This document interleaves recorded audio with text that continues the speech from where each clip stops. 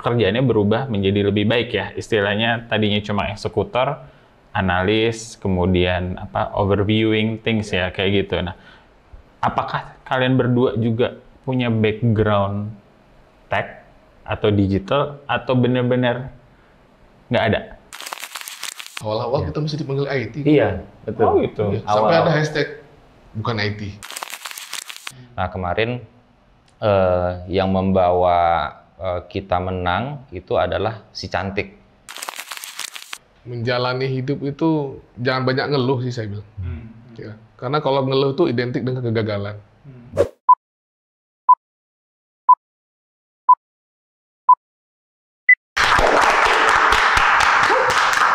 Halo teman-teman semua kan, rusuh ini. Ini kayaknya episode yang bakalan lumayan rusuh dengan dua abang-abang saya hari ini datang kali ini. Ada Bang Berlian sama Abang Jerry. Tapi untungnya bukan Tom and Jerry. Kalau Tom and Jerry lebih heboh lagi, lebih rusuh lagi. Ketemu lagi sama saya Flory. Kali ini di People Story. Thank you banget. Bang Berlian sama Bang Jerry udah mau datang hari ini. Sebenarnya kan kita memang People Story itu tentang cerita. Jadi kita pengen dengar cerita dari dua abang-abang ini. Apalagi udah pakai kostum yang sama nih mereka nih. Kan pasti kayak ada tulisan nama. Ini sebenarnya kalian security atau gimana? tuh Digitech itu apa? Gitu. Mungkin langsung aja biar teman-teman nggak menduga-duga nih. Ini security dari mana? Pakai ada benderanya juga kan, ada logo safety juga kan yang hijau-hijau. Nah, silakan kenalkan diri. Kayaknya udah paling semangat nih narasumber hari ini. Yang jelas bukan hadiah 17-an ya ini. Ini setiap hari pakai seragam ini? Oh enggak, kita special occasion lah. Ini special buat kita. Oke, sip. Terus? Baik. Digitech itu apa? Digitech ini adalah divisi di undernya CEO Games langsung. Jadi kepanjangan dari Digital and Technology Solution. Oke. Dikepalai oleh satu CDTO, Chief Digital yang Technology. katanya ganteng banget itu ya? Oh iya. Memang sih ganteng sih. Ya. Oh gitu. Nanti berarti pas on air bosnya kita kasih tahu ya. Nah, kemarin pasti. Om Dim ke sini kan untuk podcast juga. Jadi perpaduan antara Duta Sila on Seven dan Joshua Suherman jadinya bos kami. Oke. Itu makanya. Itu baru waktu loh. Perlu waktu untuk membayangkan.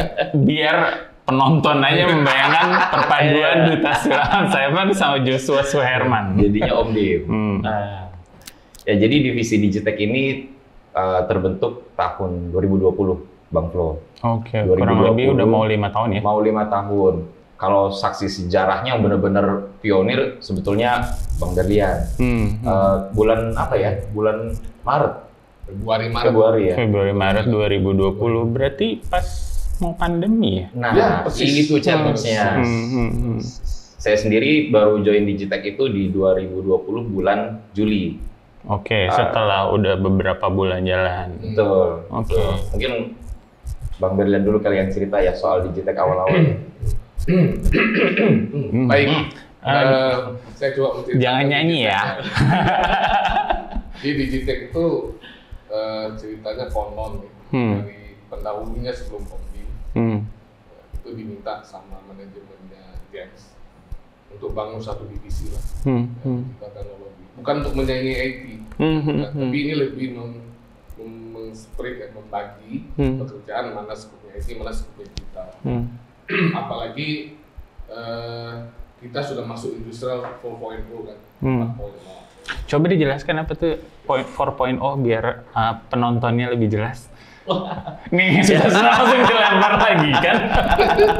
Jangan pakai jargon-jargon yang susah lah kalau nggak bisa jelasin. Ya, industri 4.0 itu ya kita memanfaatkan kan teknologi ya. Teknologi ini kan juga banyak. Pensil pun teknologi. Jadi mulai dari teknologi paling dasar, industri 1.0, 2.0, 3.0 sampai sekarang 4.0 itu kita lebih ke integrasi. Jadi kalau sebelum-sebelumnya teknologi sudah ada tapi tidak terintegrasi. Kita mulai kolaborasi antar teknologi itu ada di 4.0, kurang lebih seperti itu.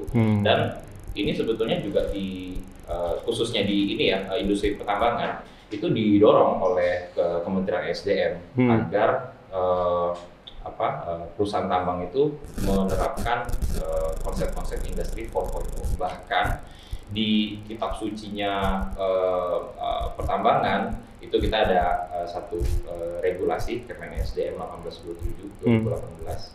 Itu disebutkan di salah satu ayatnya itu bahwa untuk pemantauan operasional itu diperbolehkan untuk memanfaatkan teknologi. Nah, tentunya teknologi yang disebutkan dalam regulasi itu contoh-contoh ya, tapi yang diterapkan oleh GEMS dalam hal ini itu beyond dari apa yang ada di regulasi tersebut. Oke. Nah, Ya. Jitek lahirlah di situ. Silahkan diteruskan dongengnya Pak. Jadi instruktur itu sudah dijelaskan ya. Jadi teknologi yang berbasis dengan connectivity jaringan internet dan lain-lain. Jadi lebih IoT. ke IoT system lah. Jadi semua perangkat IoT apa sih? Internet of Things. Nah, bisa Jadi jawab dia aja. Semua perangkat itu dilengkapi dengan tidak hanya perangkatnya aja sekarang ini, tapi dengan lengkap dengan algoritma dan software di dalamnya yang bisa membaca yang sesuai dengan kita inginkan. Seperti itulah kurang lebih. Jadi permintaannya seperti itu, apalagi teknologi meningkat, produksi juga semakin tinggi, orang tidak boleh nambah, yang boleh nambah teknologi. Investasinya justru di teknologi. Sehingga orang tuh derajatnya dinaikkan nih, dimuliakan dari sebagai pelaksana sehingga sebagai pengevaluator, analis. Jadi James itu bagus buat people-nya, buat karyawannya, dia menaikkan derajat manusiaannya lah. Dia sebagai pelaksana, sebagai pekerja, sebagai pencatat, tapi sebagai analis. Jadi mereka lebih naik lagi lah. Tambah lagi yang memicu Digitek itu semakin dipaksa karena pandemi. Gitu. Karena pandemi, semua orang harus kerjanya semua di rumah semua. Nggak bisa tatap muka. Jadi ya tapi yang di site kan tetap di site. Ya nggak boleh pulang ya? Nggak boleh pulang. Waktu itu sampai teman-teman di site itu 3 bulan karena awal-awal kita masih awam ya dengan COVID ini treatment harus seperti apa. Sampai 3 bulan mereka nggak bisa cuti. Kasihan lah sama teman-teman waktu itu. Bahkan ya pertama kali launching itu kita di digital sign. Bagaimana orang yang jauh-jauhan itu kita buatkan digital sign. Jadi semuanya bisa. Karena dulu kan masih awalnya kan ada tangan basah. Gitu. Nah itu yang mempush Digitek itu harus maju itu karena pandemi sih. Jadi terima kasih sebenarnya sama pandemi sih kita. Walaupun kita. Tapi kalian sempat kepaksa terkungkung di site nggak pada saat kondisi waktu itu? Tidak sih. Nggak ya? Iya. Kalau pas lagi di site kena COVID, ada rekan kami Mas Eki pernah tuh. Jadi lagi kondisinya masih COVID, kita sudah boleh ke lapangan. Waktu itu ke site-nya Borneo Indobara. Ya dengan segala prokesnya lah ya, dengan segala prokesnya harus melakukan aktivitas di lapangan. Begitu sudah menjelang mau pulang sakit, begitu dicek ternyata COVID, akhirnya harus tetap di situ. Oh ya, itu ketat sekali. Dulu di BIB itu untuk karantina sampai 2 minggu, itu sampai benar-benar sembuh, dinyatakan sembuh, baru boleh pulang. Gitu. Oke. Pernah ngalamin juga kayak begini? Saya 2 kali COVID. Saya generasi pertama. Ini pionirnya nih sebenarnya. Saya dulu klaster Bogor dulu kena. Oke. Jadi pertama tapi kali pas di rumah. Pertama kali itu kenanya di Bogor. Jadi yang heboh klaster Bogor yang banyak-banyak itu. Yang masuk TV awal-awal itu Bang Flo. Sebetulnya Bapak ini salah satunya, tapi nggak masuk ke TV aja. Masuk TV ketangkep nanti.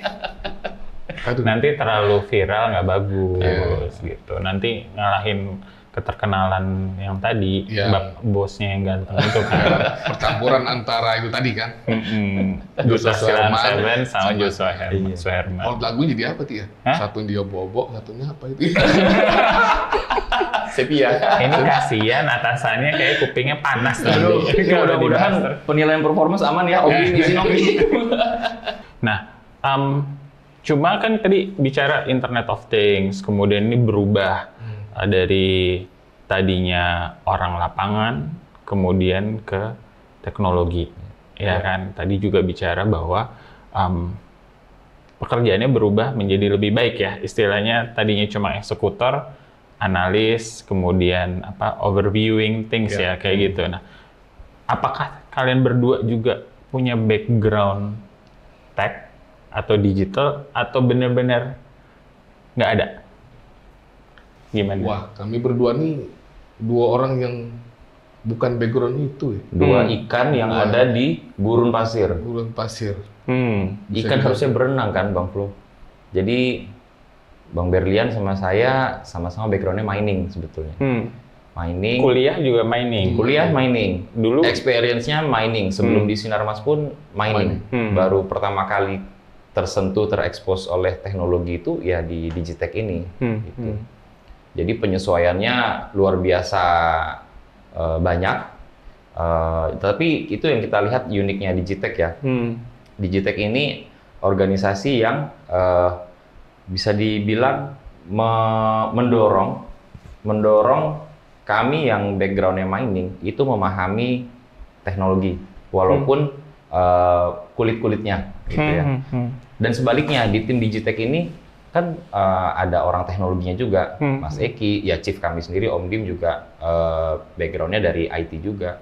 Itu mendorong agar teman-teman teknologi juga memahami bisnis proses mining yang kami pahami. Jadi di situ kita saling memahami, akhirnya fine tune lah ya. Fine tune, betul. Kita fine tune sampai akhirnya kita bisa cukup luas untuk melihat pain point apa yang ada di lapangan, apa yang dibutuhkan, solusi yang paling pas itu seperti apa, dengan tentunya kondisi lapangan, apalagi kondisi lapangan kita tambang, Bang Flo, itu namanya connectivity kan susah, nggak ada gampang itu.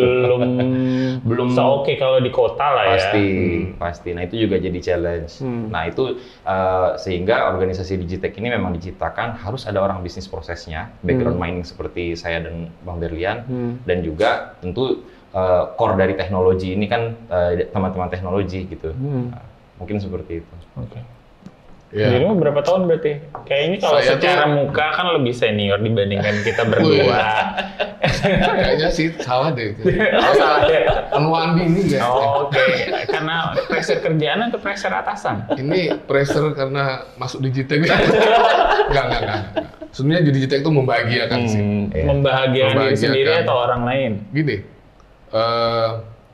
saya tuh mulai kenal tambang, kuliah, masuk tambang pertama kali, keluar dunia melihat tambang tuh tahun 2000. Masuk Digitech 2020. Ya, proses saya berjalan dari dunia tambang tuh 20 tahun. Ya. Artinya suatu zona yang nyaman buat saya. Zona yang nyaman, zona yang aman, saya kuasain. Dan udah di luar kepala lah ya? Waduh, kepala luar lah. Kalau di luar kepala kan bisa hilang, kepala luar. Nah, tiba-tiba masuk ke Digitech, suatu prinsip ilmu yang saya nggak punya sama sekali, yang nggak paham sama sekali. Ya itu tadi dibilang seperti ikan di gurun pasir. Dari kolam disuruh keluar. Suruh keluar di zona nyaman, keluar zona yang seperti ini. Ya artinya dengan usia saya 20 tahun tambang, sekarang bayangkan lah ya. Waduh. Ya harus belajar ilmu baru, harus belajar pengetahuan baru, harus belajar makhluk-makhluk baru di istilah-istilah baru. Apa itu Toyota, apa itu kita awal-awal UI UX aja kita nggak tahu ya makhluk apa ini, akhirnya googling lagi, habis itu tanya sama teman-teman yang teknologi. Jadi learning by doing, nggak bisa tuh kita dipaksa misalnya training dulu apa dulu, nggak bisa. Momennya nanti ngerti design thinking aja baru-baru ini. Apa itu design thinking? Ya. Kenapa dipakai di sini? Jadi ya ternyata usia itu tidak membatasi orang untuk belajar. Ya, siapapun bisa asal punya kemauan. Ya, walaupun tidak seperti orang-orang yang punya dasar teknologi seperti itu. Oke. Saya yakin semua orang ya bisa punya kemauan dan punya keinginan. Cuma penasaran, kalian berdua ke Digitech ini memang dipaksa atau kalian yang mengajukan diri untuk kemudian, oh ini kayak cocok nih berdua masuk ke Digitech? Awalnya sih sama yang dulu itu ditawarin. Kalau yang dulu yang mana? Jadi kepo ini. Ditawarin. ada pakan baru, Digitech. Ya awalnya sih resisten juga kita kan. Kita nggak ngerti, nggak apa-apa, kita sama-sama belajar, kita diangkat begini, dikenalkan. Ayo kita coba dulu lah. Hati kecil sih ragu, tapi insya Allah bisa. Oke. Asal kemauan aja. Itu kan berarti cerita 4 tahun yang lalu, berarti sekarang udah berubah yang akhirnya bisa gitu. Sekarang ya akhirnya dipaksa bisa dan harus bisa. Dan sampai sekarang prosesnya masih belajar juga terus kita belajar. Karena kan di ilmu digitalisasi ini kan tiap tahun tuh berkembang.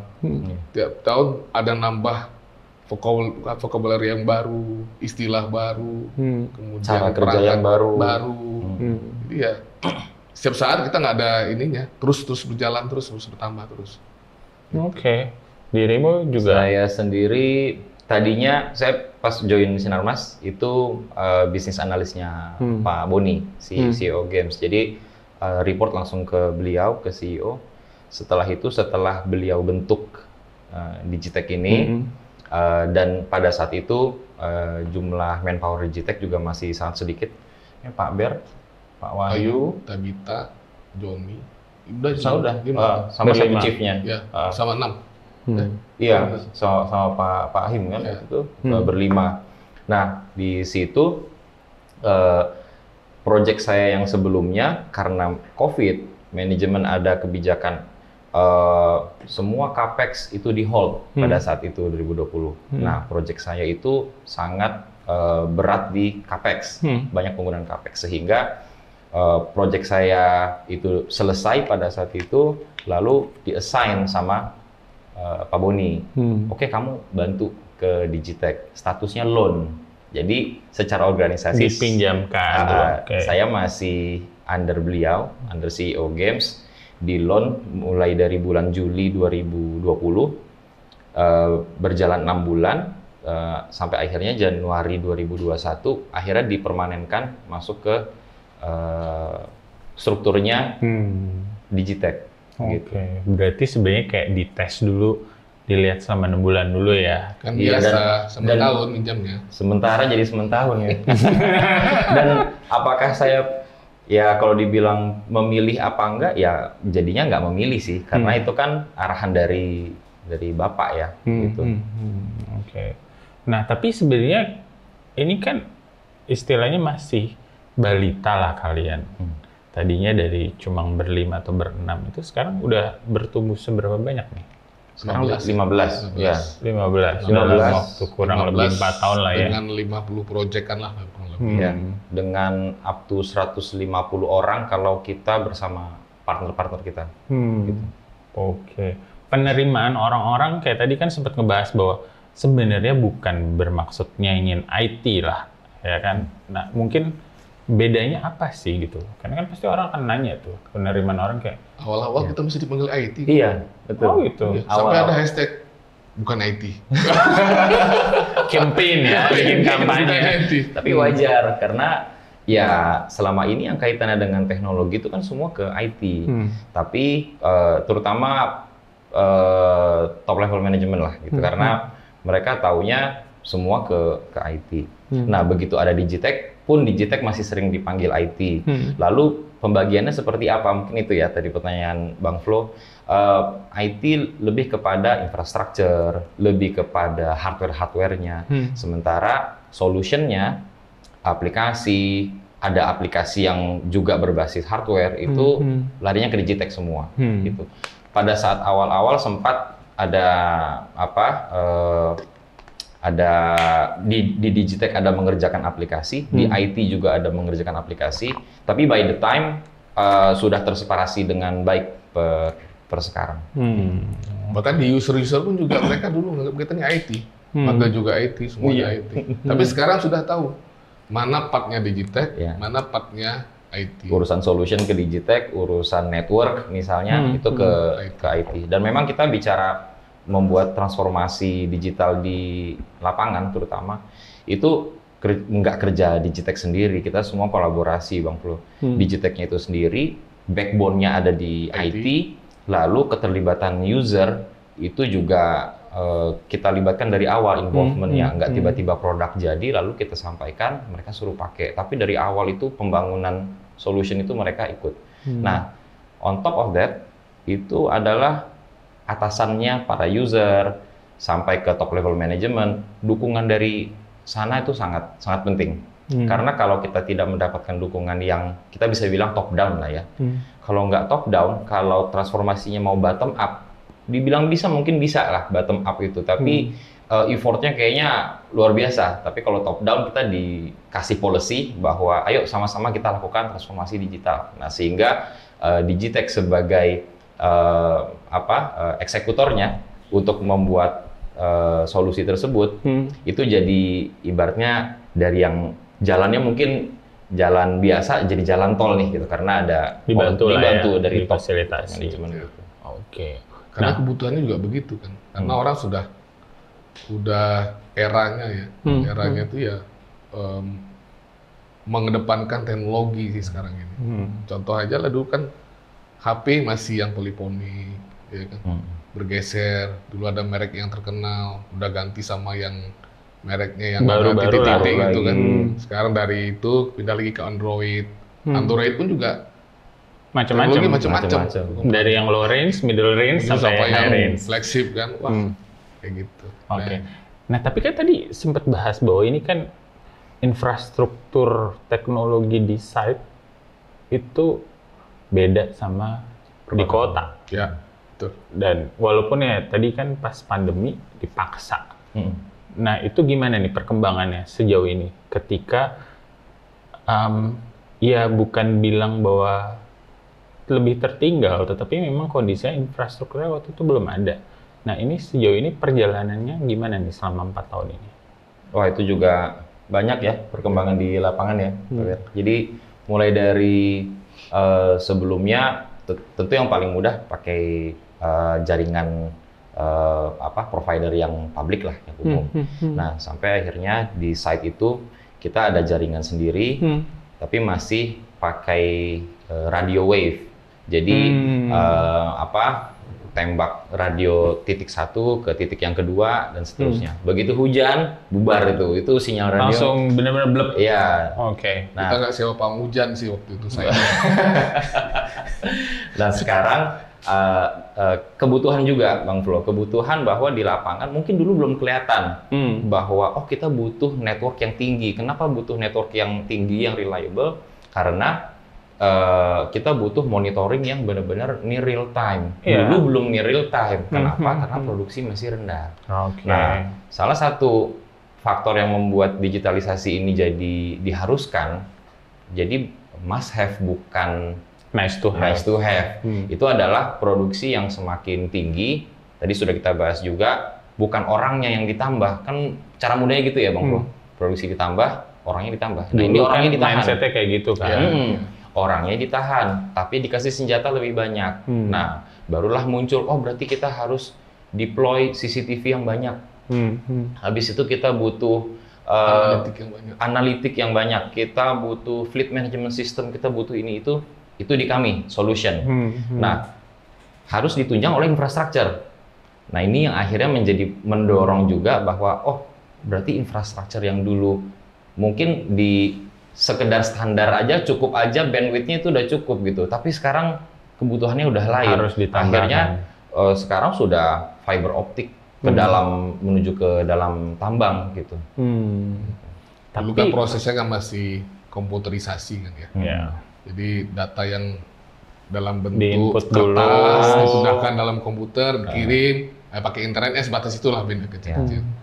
Nah, orang kan semakin lama semakin keinginannya semakin bertambah gitu.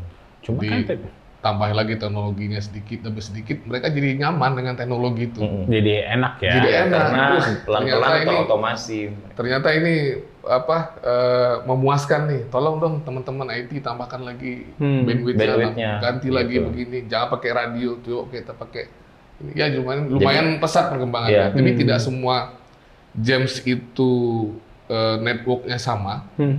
Jam kan ada di Sumatera dan Kalimantan, tidak semuanya sama. Ya spesial di BIB lah terutama. Jadi teman-teman IT justifikasinya juga kuat untuk meminta upgrade infrastruktur mereka gitu, karena kebutuhan usernya terhadap solution digital ini udah semakin tinggi. Okay. Nah, sekilas kalau dengar cerita kan kayak ditambahkan semuanya. Meaning, apakah sempat ada antipati atau komen yang bilang, so berarti spending more dong, produksi naik, apakah otomatis kemudian at par sama spending installing new technology, digitalisasi ini itu gimana? Ya, itu juga kita timbang-timbang. Jadi ada solusi A, B, C, kita lihat secara effortnya bagaimana, secara expense-nya nanti akan seberapa besar, dan juga impact-nya seberapa. Tentunya kita cherry pick dulu nih Bang Flo. Jadi yang low effort, high impact itu yang kita utamakan. Lalu yang kedua, kalau kita bicara manajemen games itu kalau udah kaitannya dengan safety, itu sudah tutup mata deh. Harus dengan budget ya gitu. Selama semuanya reasonable, tentunya pain point di lapangan itu kan diselesaikan dengan menyelesaikan aspek people-nya, prosesnya, dan teknologi. Nah, Digitech mengambil part teknologinya itu. Teman-teman di lapangan tetap mengedepankan menyelesaikan aspek people dan proses, sembari teknologinya ini kita beresin. Nah, kaitannya dengan safety itu sudah ya itu wajib lah gitu, karena aset itu kan bukan hanya barang-barang yang di lapangan, tapi karyawan itu aset. Jadi bukan hanya karyawan games, tapi juga partner-partner kita, kontraktor, itu semua itu adalah aset. Yang perlu diperhatikan juga ya. Betul. Jadi kalau kita bicara digitalisasi yang misalnya kaitannya bukan dengan safety, itu masih bisa di-challenge. Ini seberapa worth it kita invest. Betul. Tapi kalau udah kaitannya dengan safety, justifikasinya kuat, apalagi secara historical data, memang insiden-insiden tersebut kerap terjadi di tempat tertentu, itu sudah haruslah gitu. Jadi salut sih dengan manajemen kita gitu, sangat concern dengan yang namanya safety. Ya BIB itu kan terkenal dengan kampung transporter, punya 10 mitra dan hampir 80%-nya itu mitra haulingnya terutama itu lokal. Dari 1.800-an lokal, kurang lebih lah gitu, kurang lebih truknya begitu. Nah, dulu perjalanan jalannya BIB itu kurang lebih 30 kilo ya, 25-30 kilo jalannya. Berapa jam tuh? Hah? Berapa jam? Satu setengah jam. Satu trip. Nah, yang punya unit itu nggak tahu truknya sekarang posisi di mana. Nggak bisa monitor. Nggak bisa monitoring. Dengan masuknya teknologi, mereka bisa monitoring tiap saat, tiap jam, tiap detik, selagi dia mau, itu posisi truknya ada di mana. Dan lagi melakukan apa. Itu mereka happy loh dengan begitu. Dari awalnya mereka namanya antipati ya. Ini masuk cerita tadi Bang Flo kan. Ada penolakan apa enggak? Ini penolakan. Penolakan luar biasa. Untuk meyakinkan mereka bahwa manfaatnya ini lebih besar daripada biaya yang dikeluarkan itu luar biasa. Bayangkan aja satu rit itu 30 ton. Kalau nggak nyampe di bawah, pemilik truknya kan dapat apa? Nggak dapat apa-apa kan? Baby, kita nggak dapat apa-apa juga, malah rugi besar kan? Dengan begini kan ada mutualis itu. Kita bangun keyakinan mereka, dia bisa monitoring tiap mereka mau, tiap jam. Kalau ada menyimpang, ada alatnya. Kalau fatigue dibantu ingatkan. Ya, jadi nggak ada ruginya kan? Bahkan satu pemilik truk itu nyobain dan dia rasakan sendiri manfaatnya. Jadi kan ada pemilik truk, ada drivernya. Ada pemilik truk yang dia mencoba di truknya dia sendiri. Jadi dia bawa, habis itu merasakan, oh begini ya, gitu. Dan rata-rata mereka pada khawatir tingkat tinggi ketika tahu, kita lihatin waktu itu di layar, ini loh hasil tangkapan teknologi kita yang ditangkapnya secara otomatis.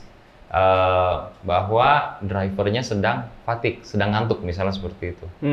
Wah itu yang namanya nguap biasa Bang Flo. Ada yang sampai gigit-gigit jari demi dia nggak ngantuk, biar melek ya. biar melek. Itu pemilik truknya mengkhawatirkan yang pertama drivernya dia manusia nggak tergantikan kan kalau sama investasi kendaraannya. Dan ketika itu accident itu bisa puasa berapa lama dia nggak bisa beroperasi. Nah, loss-nya juga kalian bantu kalkulasi atau prediksi betul. Nah, ketika kami melakukan sosialisasi sosialisasi dan edukasi lah ya. Sosialisasi, edukasi ke pemilik truk, ke mitra hauling, itu challenging tapi mungkin tidak tidak terlalu sulit lah gitu. Tetap ada challenge-nya di awal, tapi mereka lebih mudah menerima.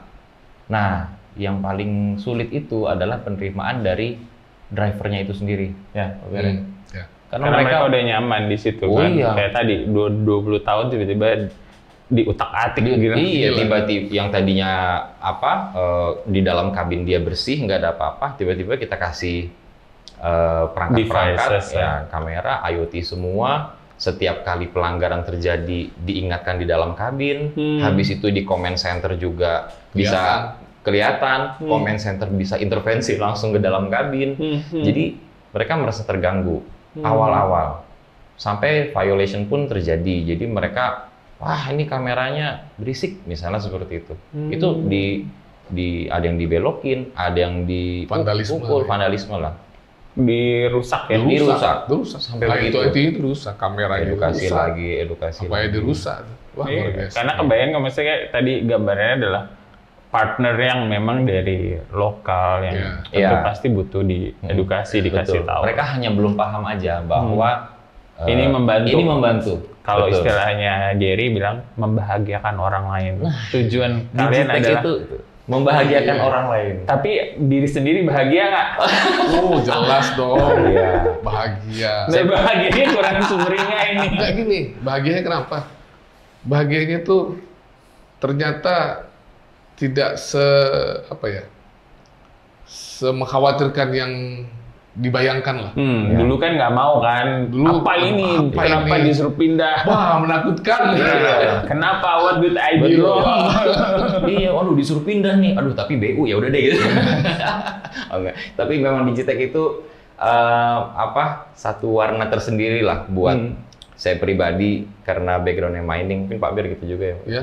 Jadi mining dan usianya beda-beda lagi kan. Iya. Dan kita bisa collab. Ada yang begini, ada yang begini kan istilahnya. Wah. Kayak usia beda-beda, ini berarti mana yang lebih senior, mana yang lebih junior. Kayak udah jelas ya.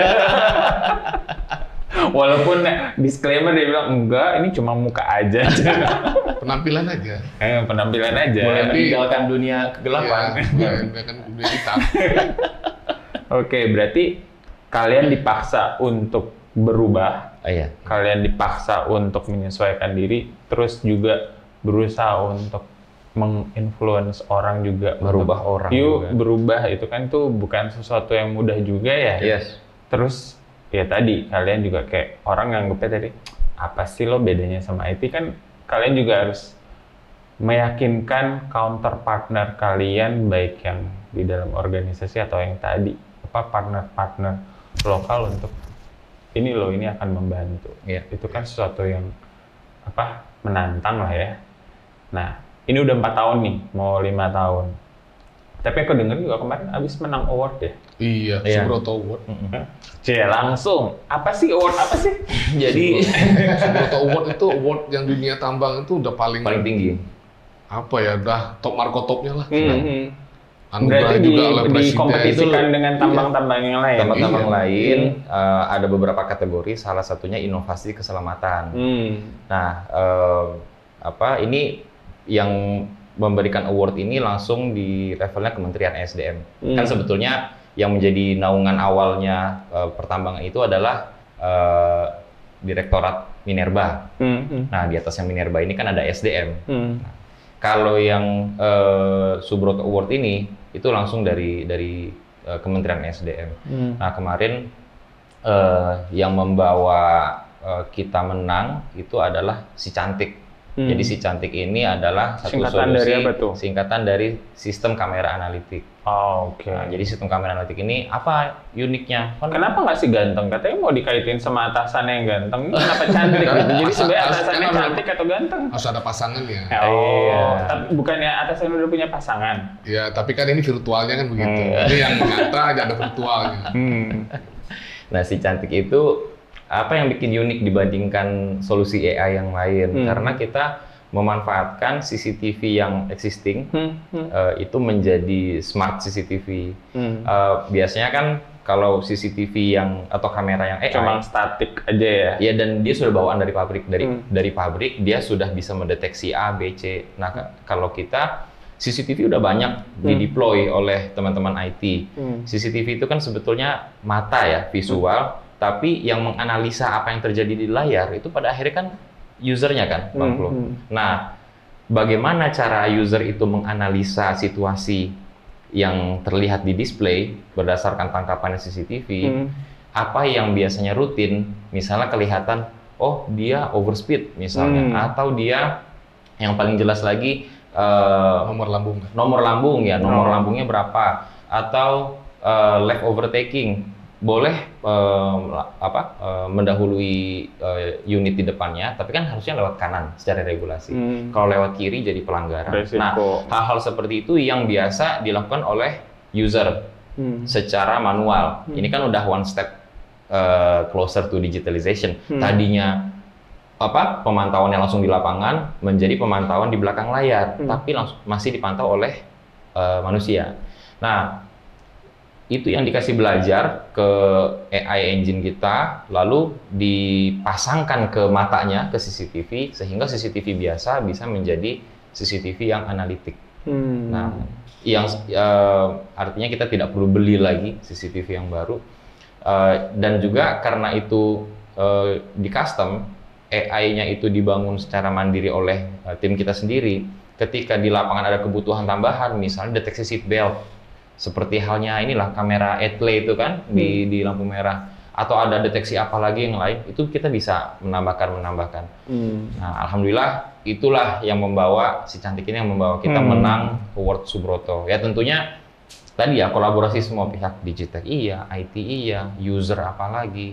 Jadi kerja sama-sama. Oke. Tapi itu memang spesifik project yang kemudian baru dinilai, atau memang kalian kembangkan baru kemudian kalian submit untuk ikut award ini? Kita kembangkan dulu karena berdasarkan kebutuhan di lapangan. Setelah itu ada kompetisi award tersebut, akhirnya kita daftarkan. Gitu. Dan kita memutuskan milih si Cantiknya tuh karena kita yakin akurasinya sih. Oh, karena udah terbukti. Ya, sudah.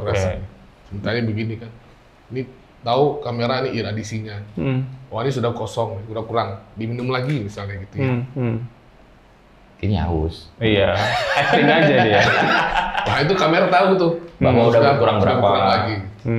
Secara otomatis. Kameranya biasa, tapi processing di belakangnya itu luar biasa. Itu yang kalian bilang itu di custom ya, karena kalau CCTV biasa cuma cuma ngelihat gitu loh. Cuma ngelihat, tapi yang harus menganalisa adalah manusianya. Dan kalau pabrikan juga ada seperti itu, cuman terbatas, kita nggak bisa ngembangkan lagi, kita nggak bisa ngoprek. Nah, kalau ini benar-benar dibuat, di-create dari awal, dan kita bisa kembangkan. Soalnya unik-unik case di tambang itu. Misalnya diminta kita membuat satu batas aman untuk truk besar itu bekerja HD. Kalau melewati batas aman tersebut, maka dia bahaya, alert muncul. Itu kita cari kamera AI di pasaran sana, nggak ada. Yang khusus mendeteksi area tambang yang di dekat area void gitu. Itu nggak ada. Gitu. Belum ada mungkin. Pada saat ini belum ada. Dan dibuat garis imajiner.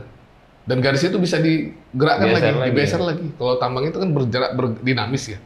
Terus pasti ada pertambahan jarak, pertambahan volume. Gitu. Nah, garisnya itu bisa dipindah-pindahin. Tapi ya bicara solusi, ini kan custom banget ya, Bang Flo.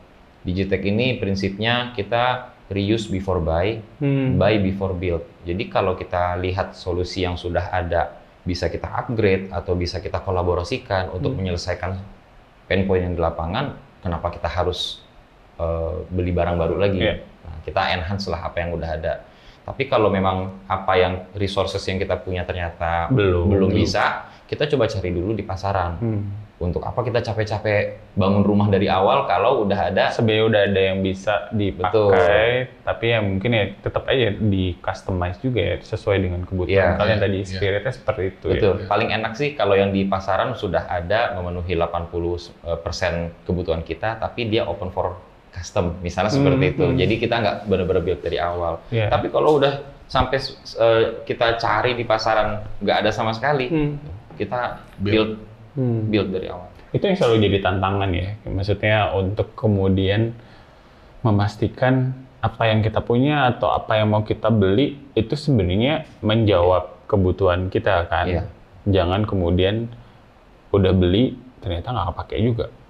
Itu kan yang jadi tantangan. Itu kalau istilah kita customer centric ya, Pak Ber. Jadi kita ada konsep juga tuh. Konsepnya kita proof of concept ya. Jadi kita uji coba dulu tuh sebelum kita beli. Asal KPI-nya lulus, kita setting itu kesepakatan, kita sepakati dengan yang punya alat misalnya, device, kriterianya masuk semua, ya baru kita gunakan. Oke. Nah, ini kan lokasi kalian di Jakarta, banyak yang dimonitor di site. Itu gimana tuh untuk fine tuning juga? Apakah kalian harus ke site berapa sering kah, atau orang site-nya harus gimana ke yang di Jakarta? Ya, kalau di Gitech awal-awal karena semua basisnya di HO, kita sering ke site. Sekarang sebetulnya masih sering juga sih, tapi sekarang seringnya lebih karena jumlah project juga makin bertambah. Nah, Digitech dapat kepercayaan dari manajemen untuk memperbesar organisasinya, sehingga dulu yang kita tidak punya site representatif dibolehkan untuk kita ada organisasi kita yang sebetulnya basisnya di HO, games, tapi ada penempatan khusus manpower kita di site. Nah, kita ada satu organisasi undernya Mas Eki, itu namanya DSO, Digital Site Operation. Jadi terhadap solusi-solusi yang sudah berjalan, operasionalnya itu kan harus di-maintain, harus dijaga performanya. Nah, itu oleh teman-teman yang ada di site. Betul. Jadi sampai pemantauan 247 pun itu teman-teman site itu lakukan gitu. Ada pemantauan 2 shift seperti itu. Sampai sekarang dari yang tadinya 1 orang akhirnya berkembang, sekarang udah di site udah 1, 2, 3, 4 orang. 4 orang ya. 4 orang. Tapi kan ada 2 kan, tadi ada yang di Sumatera, ada di Kalimantan juga, berarti kan masing-masing 2 atau gimana? Karena piloting kita di BIB sih, jadi fokus di BIB untuk yang banyak operasional. Di Kalimantan berarti ya? Iya, betul. Karena di Sumatera tuh kita masih terbatas networknya, jaringannya. Ya, secara lokasi memang jauh lebih panjang lah dibandingkan Kalimantan. Betul. Kan? Ya. Beda sih memang. Secanggih apapun teknologi kita, kalau networknya belum, jangan dipaksain dulu ya. Dipaksain realistis dulu juga ya berarti ya. Nanti salahin teknologinya bukan jaringannya. Iya. Nanti kalian dianggap nggak helpful juga, nggak membahagiakan HP canggih mereka. Nggak ada sinyalnya nih, apa nih gitu kan. Itu juga bisa hilang kok kalau ke Sumatera benar-benar di howling nggak ada sinyal. Aduh. Tapi perlahan di Sumatera itu juga didorong terus. Apa yang sudah sukses di Kalimantan itu diimplementasikan di Sumatera. Pelan-pelan lah ya. Pelan-pelan gitu. Oke. Nah, ini udah bentar lagi mau merayakan 5 tahun nih.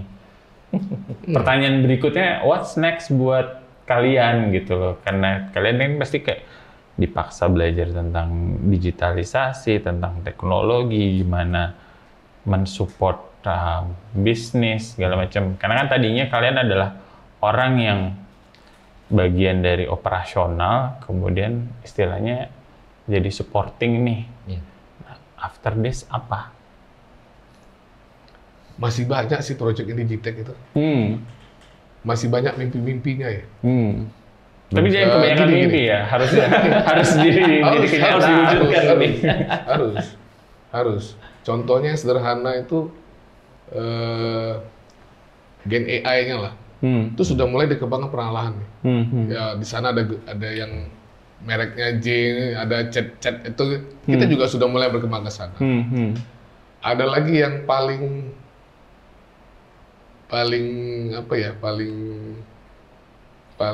ditunggu-tunggu di nanti. Dulu kan ada film Iron Man ya. Jarvis itu. Sekarang kita mau ke arah sana itu. Oh, oke. Artinya jadi ya. Bukan si cantik lagi, nanti bakalan ada nama baru lagi. Ada solusi baru lagi. Dia akan mengambil semua informasi dari semua source kita. AI-nya dari si cantik, iya. AI dari FMS, iya. Dari yang bukan AI pun semua data akan masuk ke situ. Setelah itu nanti akan ada satu personal assistant kita namakan Gamefish. Fish itu seperti halnya Jarvisnya Iron Man. Visionnya. Iya. Nah itu yang nanti mau tanya apa aja by text atau by voice itu bisa. Mau tanya sekarang sales bagaimana atau kondisi cuaca gimana, atau diminta kan Gen AI ya generatif. Kita minta dia forecasting misalnya, coba dianalisa kira-kira dengan kondisi cuaca seperti ini maka produksi kita akan tercapai nggak sampai akhir bulan misalnya seperti itu. Atau Nanti per quarter atau per semester atau per tahunnya lah. Mimpi kita ke sana. Mimpi kita yang lain digital twin. Digital twin. Jadi kita bagaimana caranya teman-teman yang tidak di lapangan, ketika di lapangan sedang ada situasi tertentu yang perlu dimonitor, itu dengan digital twin dia bisa ikut merasakan seperti halnya dia lagi ada di site. Dan masih ada yang lain lah. Kalau perlu udah jadi nanti nggak perlu ke set lagi. Aku mau lihat sana jalan kilometer sekian. Langsung lihat, kondisinya begini dong. Samping saya supirnya Pak A misalnya. Itu bisa. Harapannya seperti itu. Jadi berapa tahun lagi akan tercapai? Kan biasa gitu. Ini beneran mau berapa lama lagi? 2000. Baby-nya sih tahun depan sudah kita ada yang live lah gitu. Ada yang live Gamefish ini. Tentunya Gen AI ini juga bertahap. Dia juga membaca data itu. Kita khawatirnya kan nanti misalnya ada data-data yang tidak sesuai, ibaratnya data sampah lah, itu kan juga jangan sampai dia baca. Jadi itu juga pasti proses maturity dari datanya itu sendiri, resource maturity dari AI-nya itu sendiri untuk bagaimana membaca dan juga bagaimana analisa pasti butuh proses. Tapi setiap tahun ada Gamefish ini dengan versinya yang tertentu. What's next lagi? Industri tambang itu ada usianya. Ada keterbatasannya, dia akan habis, tidak bisa berdaya lagi. Akan berhenti, stuck suatu saat. Tapi teknologi itu tidak boleh berhenti, tidak boleh mati. Harapannya nextnya lagi, kita jadi profit center lagi kita ini. Gitu. Karena kalian akan bisa provide ini ke bisnis unit yang lain untuk direplikasi hal-hal yang sebenarnya tadinya dikerjakan manusia bisa ngebantu kan. Betul. Dan di tambang di Indonesia masih banyak yang proses-proses manual itu dilakukan. Gitu. Pernah kebayang nggak sih dulu, tadi kan 20 tahun, terus tiba-tiba sekarang kayak, wah sekarang bisa secanggih ini, kayak kalau dulu kayak nggak kebayang. Nggak kebayang. Apalagi kalau saya pribadi ya, saya awal-awal masuk Digitech, dikasih visi Digitech itu begini, akan bikin super apps dan ini dan itu segala macam. Saya tuh karena belum punya knowledge-nya, jadi pada saat itu ini bisa ya. Kalian sendiri resisten juga, antipati juga awalnya. Ini mimpi kali atau gimana? Mimpinya kejauhan, ketinggian. Tapi ternyata satu persatu diwujudkan dan terjadi. Gitu. Jadi happy juga, bangga juga, happy jadi bagian dari sesuatu yang baru kan? Iya. Kita paling berasa itu, saya orangnya kebahagiaan saya itu adalah ketika melihat kebahagiaan orang. Makanya tadi saya bilang Digitech itu kerjanya membahagiakan orang supaya bagaimana caranya pain point mereka itu bisa kita berikan solusi yang dari sisi teknologi. Gitu. Jadi kalau kita misalnya lagi ke lapangan gitu, ngelihat ada user lagi pakai salah satu solution kita, itu kita juga happy gitu, bangga, senang. U-Sign itu udah tanda tangan digital yang kita bangun sendiri, diwajibkan semuanya sampai proses tanda tangan itu bisa jauh lebih cepat lah daripada proses manual. Ya, itu dulu kita kan bangga lah. Berhari-hari atau berminggu-minggu lah ya. Betul. Jadi kebanggaan bagaimana kita bisa menyelesaikan masalah di perusahaan, itu adalah kebanggaan sendiri, Bang Bro. Habis itu ditambah lagi ternyata diapresiasi oleh pihak-pihak eksternal, seperti tadi kementerian atau ada yang lain lagi. Di Sinarmas Group sendiri, Digitech juga ada 3 penghargaan. Leaders-nya pun leaders yang ganteng itu. Leaders yang ini berulang kali nih soalnya pesan sponsor soalnya, nih. Iya, ini mau akhir tahun kan penilaian performance ini. Aman ya Om, aman. Jadi kita bangga sekali Digitech secara organisasi bisa memberikan deliverables yang sepositif itu, impactful. Dalam waktu sesingkat ini ya. Ya walaupun kita guling-guling juga ya. Baru tapi balita. Awal-awal itu malah parah loh, gantian kita sakit. Ya. Dan biasanya akhir tahun tuh cycle-nya tuh. Akhir tahun sakit. Dulu waktu tahun pertama udah saya, Wahyu, waduh pokoknya ganti-gantian deh. Gitu. Ya karena opnam semua. Tapi sekarang udah. Tapi karena sebenarnya karena itu sesuatu yang baru dan kalian juga sebenarnya ada keinginan untuk bisa nih, karena kan memang dari tadinya bukan backgroundnya kalian, setelah 20 tahun gitu loh untuk kemudian berubah, itu kan juga bukan sesuatu yang mudah kan. Gitu. Dan ditambah lagi dari bisnisnya, dari user itu sudah mulai ada ketertarikan pada saat itu. Ibaratnya kita ngojek lah gitu, kita ngasih tahu ini ada digitalisasi seperti ini, manfaatnya seperti ini, perlu apa enggak dan seterusnya. Dan pada saat ada yang nyangkut satu, wah ini tertarik dia, itu kita kejar karena kita nggak mau lost momentum kan. Cuma memang pada saat ngejarnya kebablasan ya gitulah, fisik jadinya. Umur ya Pak Ber ya? Usia sih. Tuh, jadi kebayang ya itu. Maunya ngakunya muda melulu, punya semangat muda. Muda semua. Jadi termotivasi kan? Iya, kayak yang masa sih gue nggak bisa gitu, nggak mau kalah. Saya juga pernah muda kan. Kayak gitu. Tapi seru lah, Digitech seru. Saya yang tadinya juga agak-agak bingung gitu ya. Pada saat saya ditawarin itu, kamu mau nggak? Kalau pada saat di loan saya oke ini temporary. Tetapi begitu saya di call untuk permanen, itu saya berpikir keras. Galau.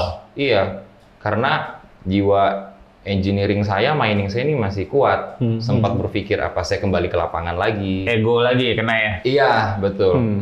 Tapi pada akhirnya saya melihat bahwa ini adalah value yang unik bagi seorang mining engineer lah. Kita mining engineer, kita lihat teknologi ini sesuatu yang seksi.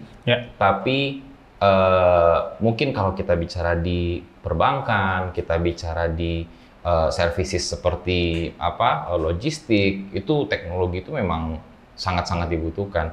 Tapi di sini kita dikasih tempat di mana orang mining bisa belajar teknologi untuk menyelesaikan masalah-masalah di lapangan. Di situ yang kita lihat bahwa wah ini keren banget nih Games, karena tidak semua perusahaan itu mau menginvestasikan uangnya ke digitalisasi. Nah kita dikasih kesempatan di situ, ya udah deh, ini makhluk baru, tapi kita coba pelajari, added value-nya akan sangat tinggi, minimal untuk kita secara personal, tapi paling nggak untuk jangka panjang, di saat nanti perusahaan-perusahaan lain baru melek mengenai teknologi di pertambangan, kita sudah lebih dulu memahami. Nah itu sih kita coba kejar ke sana. Oke. Ini tanpa terasa kita udah ngobrol 1 jam. Kurang 1 jam lagi. Tambah lagi dong, bagus. Durasi. Nanti yang lain pada ngiri. Ini kan tadi perjuangan untuk berubah diri sendiri, yang aku tangkap ya, untuk kalian juga mengedukasi bahwa ini berubah itu mungkin kadang-kadang awalnya kalian sendiri juga sudah tercetus nih bahwa bisa nggak ya? Atau yang kayak apaan sih kok gue dipaksa untuk berubah kasarnya kayak gitu. Tapi ternyata setelah menjalani semuanya, oh ternyata memberi suatu manfaat. Dan dengan tadi dinamika bahwa harus tetap ke site juga, tetap ke bisa tetap di Jakarta, tapi ada added value-nya lah ya, apa yang kalian kerjakan atau yang kalian lakukan. Nah mungkin untuk menutup sesi ini, maksudnya bisa kasih pandangan ke teman-teman nih, terutama mungkin teman-teman yang sekarang istilahnya lagi belajar tambang, dan tambang pun berarti kan sekarang udah trennya jadi berubah nih, terdisrupsi dengan tadi nih digitalisasi dengan teknologi. Mungkin bisa kasih tips and tricks ke teman-teman gimana untuk tetap open minded. Kalau tadi kan kalian dipaksa dulu nih, dipinjemin dulu Jer, cuma sementara gitu. Tapi ternyata ini sekarang udah mau 5 tahun gitu loh. Bang Berlian udah 20 tahun di operasional tambang. Ber, situ dulu ya, belajar dulu. Kan istilahnya dipaksa. Nah kan nggak semua orang kadang-kadang, atau ya seringkali kita pasti menyadari nggak semua orang mau untuk dipaksa. Apalagi tadi udah mengakui bahwa ini udah zona nyaman gue nih, zona aman gue nih, kenapa gue mesti keluar? Nah, mungkin boleh share ke teman-teman. Sesuatu itu memang kalau kita tuh ada ini ya, manusia tuh ada sifat resistensi terhadap hal yang baru lah. Hal baru. Cuman jangan kita juga harus lihat juga potensi yang di luar. Karena kita kaku lihat yang di luar nggak mau, itu membahayakan kita sendiri. Kita coba untuk beradaptasi dengan hal-hal yang sesuai dengan zamannya lah. Karena manusia itu sebenarnya hakikatnya makhluk yang paling mudah untuk beradaptasi sih. Cuman kalau jadi jelek, kalau seandainya dia tidak mau menerima suatu perubahan. Jadi kita sebagai manusia itu kodratnya makhluk yang mudah beradaptasi. Tapi jangan dijadikan proses adaptasi itu membahayakan kita. Jangan mempunyai pandangan seperti itu. Itu yang pertama. Yang kedua, menjalani hidup itu jangan banyak ngeluh sih saya bilang. Ya. Karena kalau ngeluh itu identik dengan kegagalan. Keluhan itu ya namanya manusia wajar sih, mengeluh kesah itu wajar. Cuman jangan larut dalam kekeluhan. Kalau kita larut dalam kekeluhan kita, itu kita siap-siap aja kita akan gagal. Itu sih. Berarti beradaptasi, terbuka terhadap kesempatan, terus ya tetap jalanin ya. Jalan-jalan. Ngeluh boleh lah ya, bercanda-bercanda, tapi balik lagi ke kerjaan. Oke, yang saya lebih muda melanjutkan itu tadi, mengeluh boleh tapi melanjutkan pekerjaan gitu ya. Saya belajar dari teman saya yang di site, Digitech di site, Mas Hendro. Satu statement dia yang menurut saya itu singkat, padat, tapi bagus banget. Dia selalu bilang gini, berhenti boleh, istirahat boleh, tapi berhenti jangan. Gitu. Jadi kita istirahat sejenak, namanya up and down itu ada ya. Jadi diperbolehkan kok sebentar, tapi habis itu kita lanjut lagi. Jangan sampai kita stop lah gitu. Filosofis ya. Ini soalnya kalau mau bicara istirahat, saya pernah nih sama mereka istirahat bareng. Jadi ada kisah seru yang perlu saya sampaikan di sini. Sinkronisasi nada mereka pada saat istirahat juga sama, cuma sayangnya nggak saya rekam aja waktu itu. Itu menunjukkan kekompakan Digitech. Yang satu naik nadanya, yang satu turun, naik turun. Padahal sebelumnya nggak ada sama sekali. Belum lagi ada desisannya lagi. Itu capek banget kita ya dari lapangan itu kayaknya itu. Tapi saya jarang loh kayak gitu Bang Ulo. Jarang. Biasanya nggak kayak gitu. Biasanya lebih parah gitu. Saya juga jarang seperti itu. Jarang ini sebenarnya mungkin karena ada begitu, saya di posisi enggak, ini kayak sekali-sekali perlu dikerjain lah yang jarang ke site nih. Ya kalau bicara tips ya tadi Bang Flo, mungkin dari Bang Ber udah banyak yang di-share. Kalau saya share pantun aja deh. Ini kasih cakep ya, semua cakep ya. Anak tambang menanam pohon waru. Cakep. Jangan takut mencoba hal yang baru. Cakep. Udah itu aja. Oke.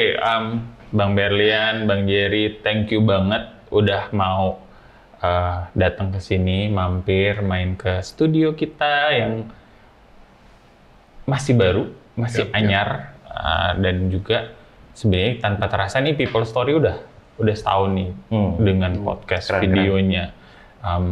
Semoga teman-teman yang mendengarkan cerita dari dua abang-abang ini yang benar-benar tadinya dari operasional tambang kemudian dipaksa berubah ke suatu posisi pekerjaan yang mungkin dulu mereka pas kuliah kayak tadi udah nyebutin bahwa nggak kebayang suruh ngerjain hal yang baru apalagi setelah 20 tahun ya.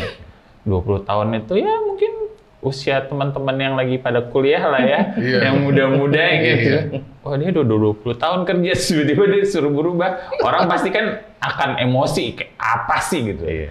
Tapi ternyata mereka terbuka untuk menerima perubahan ini, beradaptasi, dan ternyata mereka merasakan bahwa, oh yang saya lakukan kasih manfaat, kasih kebahagiaan, kasih kemudahan buat orang lain. Nah, mudah-mudahan dari sesi kali ini itu bisa kasih masukan, inspirasi, motivasi buat teman-teman bahwa jangan khawatir juga sebenarnya sama perjalanan karir kalian ketika kayaknya juga tetap happy, tetap perform dengan baik, kerja dengan baik. Setelah 20 tahun pun tetap ada kesempatan peluang baru ya sebenarnya ya, dan ternyata bisa kasih sesuatu yang baru dan bisa lebih duluan dibandingin yang lain kayak gitu. Masalah award atau rekognisi just a bonus. Iya, itu belakangan lah akan mengikuti lah ya kalau misalnya konsisten di situ terus kan. Kayak gitu. Oke, thank you Bang Jerry sama Bang Berlian. Makasih. Durasi 1 jam, tidak bisa 2 jam. Jadi saya akan tutup di sini. Terima kasih sekali lagi. Semoga sukses dengan baby-nya, dengan mimpi-mimpinya yang tadi mau Gen AI, virtualnya akan bisa ngebantu yang lainnya. Oke, say bye ke kamera. Thank you teman-teman. Bye. Sampai ketemu di episode berikutnya. Sesi 2 ya? Undangannya. Aduh, tuh kan rusuh ini, rusuh. Undangannya kedua. Nah, ya nanti yang lain lagi. Oke? Bye.